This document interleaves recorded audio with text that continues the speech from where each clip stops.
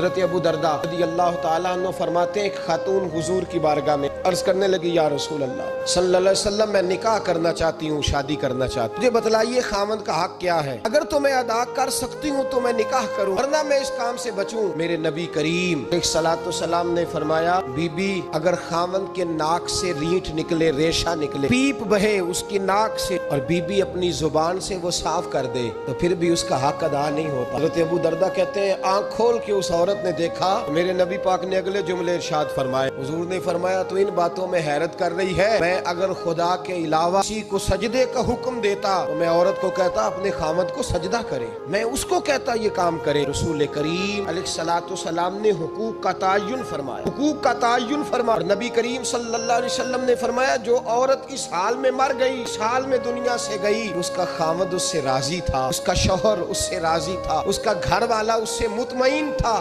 میرے نبی پاک فرماتے ہیں جب دنیا سے جائے گی تو رب کریم جنت کا دروازہ کھول کے فوراً ہی جنت میں داخل فرما دے گا، اس کو بغیر روک ٹوک جنت دے دی جائے گی۔ شرط یہ ہے کہ جب دنیا سے جائے تو اس حال میں جائے کہ اس کا خامد اس سے شکوے نہ کرتی پھرے، شکایتیں نہ کرتی، شکایتیں نہ کرے۔ میرے زمانے میں شکایتیں ہوتی اور خواتین عورتیں اس بات کو سمجھتی نہیں، اللہ نے جو میرے نصیب میں رکھا تھا اور جو خامد رب نے میرے لیے پسند کیا تھا وہ اللہ نے مجھے فرما دیا ہے، وہ شکوے کرتی ہیں، شکایات کرتی، دوسری عورتوں کو سامنے رکھ کے وہ فلاں کے حصے میں یہ چیز آئی، فلاں کے حصے میں یہ چیز آئی، فلاں کا خامد یوں کرتا ہے، شکوہ کرتی ہیں۔ رسول پاک علیہ السلام نے فرمایا عورتیں کثرت سے جہنم میں جائیں گی، کثرت سے۔ ایک صحابی رو پڑے، حدیث میں لفظ یہ ہے رو پڑے، کہنے لگے یا رسول اللہ وہ ہماری مائیں بھی ہیں، بیٹیاں بھی ہیں، بہنیں بھی، حضور جہنم میں جائیں گی؟ نبی پاک صلی اللہ علیہ وسلم نے فرمایا ایک تو وہ عیب جوئی کرتی ہیں، غیبتیں کرتی ہیں، دوسرا رب کا شکر ادا نہیں کرتی، تیسرا فرمایا اپنے خاوند کا بھی شکریہ ادا نہیں کرتی، بات بات پہ نہ شکری کرتی ہیں، بات بات پہ نہ شکری کرتی، سبب سے جہنم میں جائیں۔ عورت کے حقوق کا تعین فرمایا اور ساتھ ہی میرے رسول پاک علیہ السلام نے مرد کی طرف توجہ فرمائی۔ کیا خوبصورت لفظ ارشاد فرمایا میں ہر آدمی اپنے آپ کو اچھا سمجھتا اور اچھا کہتا ہے، ہر آدمی کہتا ہے، لیکن کوئی اگر مجھے آ کے پوچھے گا کہ محبوب آپ کی امت میں اچھا کون ہے، حضور فرماتے ہیں میں اسے اچھا سمجھوں گا جو اپنے گھر والوں کے حق میں اچھا، جو اپنی بیوی خیرکم لأہلہ، ان میں سے بہترین وہ ہے جو اپنے گھر والوں کے لیے اچھا ہے۔ اور فرمایا جاؤ میرے گھر جا کے پوچھ لو وانا خیرکم لأہلہ، میں تم سب سے زیادہ بڑھ کر اپنے گھر والوں کے لیے اچھا، تم میں بہترین وہ ہے جو اپنے گھر والوں کے لیے، بال بچوں کے لیے، بیوی کے لیے اچھا ہے۔ رسول کریم علیہ الصلوۃ والسلام نے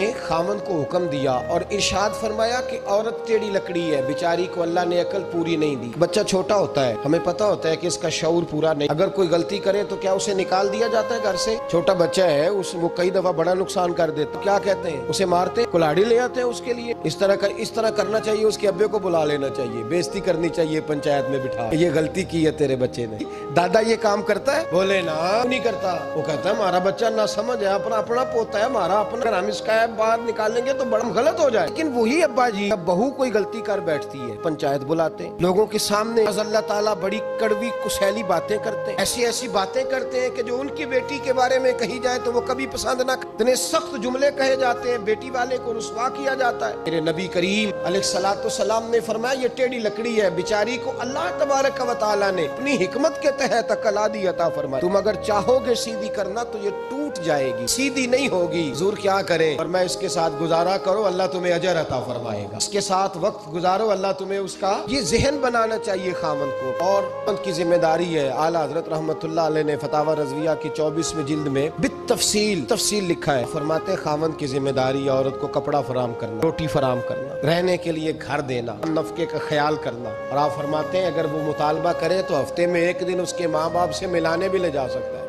اچھا اپنی اماں نو روز ملتا ہے سویرے شام، وہ کہندی مینوں بھی اماں نو ملا لیا، تے کہندا روز نہیں جائیدا، تم بھی نہ ملا اپنی اماں نو روز بھائی۔ لیکن اعلیٰ حضرت فرماتے ہیں ہفتے میں ایک دفعہ ماں باپ سے، بیٹی کا پیار ماں باپ سے زیادہ ہوتا ہے کہ بیٹے کا، لو تانوں سارے نو پتہ ہے، گھٹ کر دیو نا، بیٹی دا نام لیا جے، بات کر رہا ہوں جس کا پیار زیادہ ہے اس کو روک دیا کہتے نہیں روز نہیں جائیدا، سال بعد جائیں، بلکہ ان تے اللہ خیر کرے، اللہ پاک فضل کرے، ماں صاحب کی عزت ہی نہیں نہ ہوتی، آنکھوں پہ بھی اٹھائے تو کہندے تیرے گھر دے میری عزت نہیں کردے، تانے ہن تو عزت بھائیا کیڑی شے دا نام رکھیا ہے، کیڑی ہے جڑی تینوں چاہیے، اللہ بہتر جانتا ہے، عزت نہیں کرتے تو لہذا میرا پروٹوکول نہیں، پھول لے کے کھڑے نہیں ہوتے گلی میں، وہ باہر نہیں نکلتے، وہ اشتہار نہیں چھاپتے کہ داماد صاحب آ رہے، اور ویسے بھی میں کہاں جاؤں، مطلب یہ کہ چپس بھی نہیں ہے، انہوں نے سنگ مرمر بھی نہیں لگوایا ہوا تو میں کیسے جاؤں، میری شان کے خلاف۔ اعلیٰ حضرت فرماتے ہر ہفتے وہ بیٹی جو ہے، تو بیٹیاں ہوتی ہیں، یہ تو اس دن پتہ چلتا ہے نا جب اپنی بیٹی بندہ ڈولی میں ڈالتا ہے، پھر پتہ چلتا ہے کہ دل کرتا ہے ہر ہفتے اس کو ملنے کو، کرتا ہے کہ وہ آئے چہرہ دکھائے، دفعہ مل جائے، ہر ہفتے اس کو ملوانے لے کے جائے، اس کی غلطیاں معاف کرے، اس کے عیبوں پہ پردہ ڈالے، اس کی کوتاہیوں کا خیال کرے، اس سے درگزر کرے۔ میرے نبی کریم صلی اللہ علیہ وسلم نے فرمایا میں اپنی امت کو حکم دیتا ہوں کہ اپنی بیوی سے بغض نہ پالنا، بغض نہ پیدا کرنا، کوئی غلطی کرے تو بغض نہ پیدا کرنا، بغض نہ رکھ لینا سینے میں کہ تو ہے ہی ایسی، تو ہے ہی، بغض نہ پالنا۔ کیا خوبصورت لفظ ہے حضرت خدیجہ الکبریٰ کے سرتاج کے، کیا لفظ ہے جناب سیدہ آمنہ کے لال کے۔ میرے نبی پاک فرمانے لگے اگر تمہیں اپنی بیوی کی کوئی عادت ناپسند ہے تو غور کر لو، ڈھونڈ لو، اس میں ایسی بھی عادت تمہیں ضرور مل جائے گی جو تمہیں بڑی پسند ہوگی۔ ڈھونڈ لو، غور کر لو، مل جائے گی، کوئی ایسی بھی مل جائے گی جو تمہیں بڑی پسند ہوگی، وہ بھی تمہیں مل جائے گی۔ ڈھونڈو تو صحیح، تلاش تو کرو، بغض کی اینک نہ لگانا، بغض کی اینک لگا کے دیکھو گے تو کچھ نہیں ملے گا۔ نبی رحمت سید عالم صلی اللہ علیہ وسلم، پہلی بات یہ ہے کہ اللہ کے حبیب نے تعین فرمایا اور پھر عملی طور پر حضور نے وہ چیزیں کر کے دکھائیں۔ حضرت سیدہ طیبہ طاہرہ جناب فاطمہ کو نبی پاک نے رخصت فرمایا۔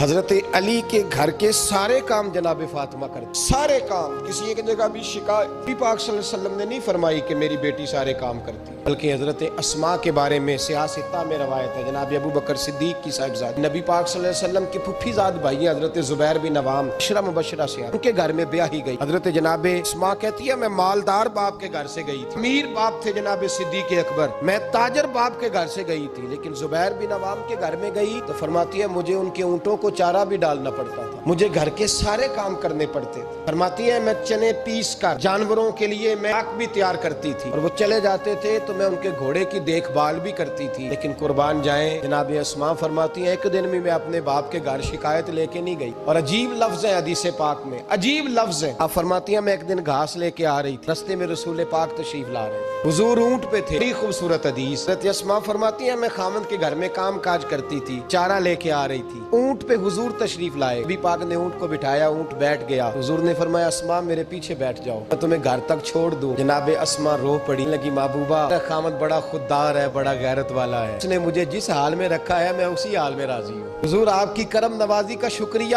اس حال میں مجھے رکھا ہے نا میں اسی حال میں بول اول لڑانا بول بیٹھی دے خصم ناراض بڑ بولیاں دے بولی کان تے کوئل دی دس دیے بڑے فرق ہوندے جنہ بولیاں دے جڑیاں خصماں دی وچ رضا وسن آگ جاگ جاندے انہاں گولیاں دے آپ ادلیاں نو سردار پین تکے شرما والیاں نو جھوٹے ڈولیاں دے۔ امام غزالی حدیث لائے ہیں ایک خاوند گھر سے نکلا ہے تو بیوی کو کہہ گیا ہے جب تک میں واپس نہ لوٹوں اسے نہ نکلنا، دو گلیاں چھوڑ کے والد رہتے ہیں، دو گلیاں چھوڑ کے بیوی نبی کریم صلی اللہ علیہ وسلم کی بارگاہ میں پیغام بھیجتی ہے، کہتی ہے خاوند حکم دے گیا تھا میری بغیر اجازت گھر سے نہ نکلنا۔ اب تو بیوی کہتی ہے میں پڑھی لکھی ہوں، کل میں ایک اسکالر کو سن رہی تھی وہ کہہ رہا تھا بیوی کے بڑے حقوق ہیں، مرضی چاہے کر سکتی ہے، اللہ خیر کرے اگر بیوی بی ایڈ کر لے پھر تو ختم ہو گیا۔ وہ کہتی ہے تو مجھے کر فارغ، میں سویرے اور سن لیں حدیث یاد رکھ لیں، نبی پاک صلی اللہ علیہ وسلم نے فرمایا جس بیوی نے اپنے خامر سے بلا وجہ طلاق کا مطالبہ کیا بغیر سبب شرعی کے، جس عورت نے اپنے خامر سے طلاق مانگی، حضور فرماتے یہ نہیں فرمایا کہ لے لی، جس نے طلاق علی مطالبہ کیا لے لی، وہ اب تو روز آپ دیکھ لیں کورٹ کچہری میں بیویوں نے دعوے پہ دعویٰ کیا ہوا ہے، خاندوں کی طرف سے بھی زیادتی ہوتی ہے، اس میں شک نہیں، میں سائڈ کو سیف نہیں کرتا، بڑا ظلم ہوتا ہے، آج بھی جہالت کی بات کرتے ہیں بعض لوگ،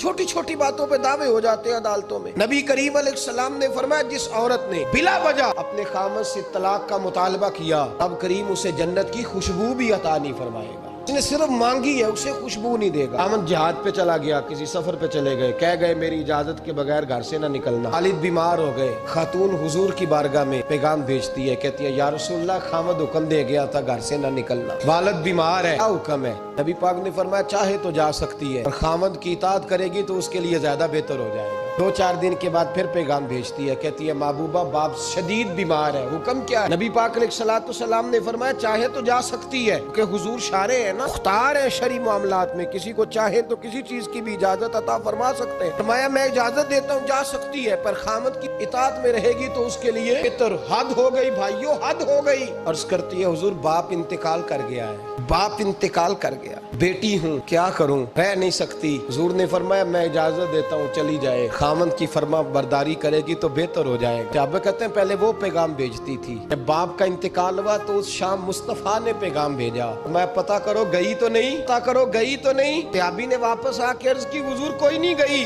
जाओ उसे जाके मेरी तरफ से खुशखबरी दे दो, तूने अपने खामद की फर्मा बरदारी की है, रब करीम ने तुझे भी बख्श दिया है, तेरे बाप की भी बख्शिश फरमा, तेरे इस अमल ने तेरे बाप की बख्शिश का सबब बना दिया है। भाई जेड़ियां खस्मां दी विच रज़ा वसन जाग जांदे हो ना गोलियां दे।